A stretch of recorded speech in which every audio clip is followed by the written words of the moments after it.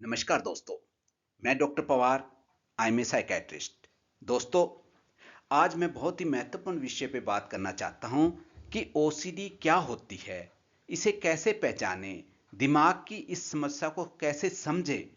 दोस्तों, क्या आपके मन में बार-बार ऐसे विचार आते हैं जिन्हें आप रोकना चाहते हैं लेकिन रोक नहीं पाते?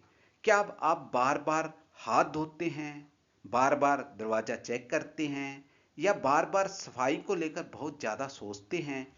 अगर ऐसा है दोस्तों, तो ये सिर्फ आदत नहीं है, ये ऑब्सेसिव कंपल्सिव डिसऑर्डर यानी कि ओसीडी हो सकता है। आज हम समझेंगे ओसीडी क्या होती है और इसे कैसे पहचानें और इसका इलाज क्या है। तो मेरे यूट्यूब चैनल के साथ बने रहें और पूरा वीडियो देखें ताकि आपको एक एक चीज समझ आए।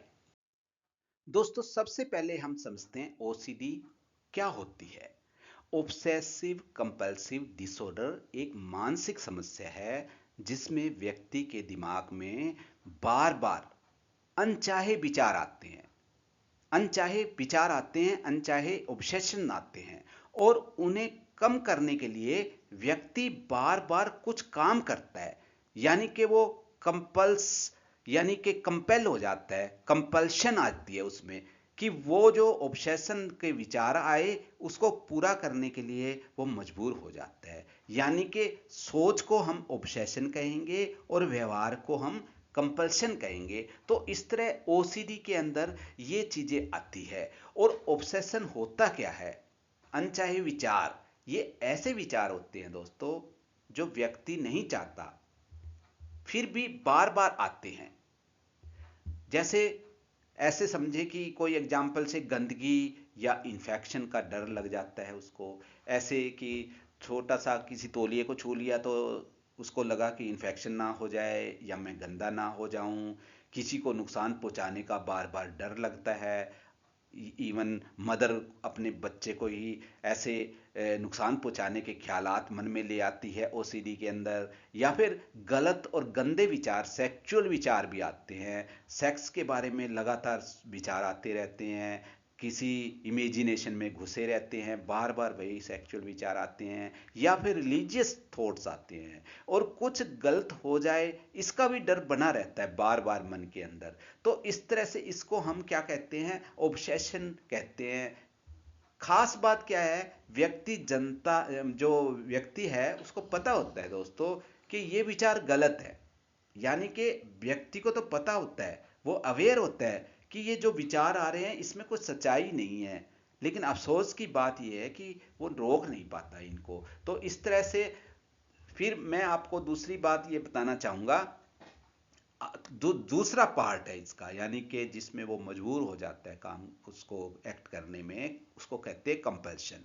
कंपल्शन क्या होता है? कंपल्शन से पैदा हुई बेचैनी को कम करने के लिए व्यक्ति काम करता है। जैसे मैंने पहले बताया, जैसे अगर उसको लगा किसी तौलिए को छू लिया तो वो बार बार हाथ धोएगा क्योंकि उसके अंदर इन्फेक्शन होने के विचार आ गए। और फिर दरवाजा है वो बार बार चेक करता है, गैस सिलेंडर है वो बार बार चेक करता है, ताला है बार बार चेक करता है क्योंकि उसके अंदर विचार आ गए कि दरवाजा खुला तो नहीं है, कहीं गैस खुली तो नहीं छोड़ दी, कहीं मैंने ताला लगाया तो नहीं है। तो जो विचार आए उसको, उस विचार को एक्ट करने के लिए वो चेक करने जाता है। फिर चीजों को एकदम सही तरीके से रखना और फिर गिनती करना या मन में कुछ शब्द दोहराना, ये सब ऑब्सेशन में आता है। ये काम जो है अस्थायी होता है दोस्तों। यानी कि ये कर तो लेता है, वो चेक तो कर लेता है सब कुछ, लेकिन ये टेम्परेरी है। रिलीफ मिलता है उसको, लेकिन टेम्परेरी रिलीफ मिलता है, लेकिन समस्या को और बढ़ाता है। तो ओसीडी को पहचाने कैसे हम? दोस्तों, पहचानने के ये तरीके हैं कि अगर आप जैसे विचार आपके कंट्रोल में नहीं है तो एक तो ये तरीका है कि आप ये देखें कि आपके जो विचार आ रहे हैं क्या आपके कंट्रोल में है, क्या कंट्रोल कर पा रहे हो, या एक ही काम बार बार करना पड़ रहा है आपको, इस तरह की कोई बातें आ रही है।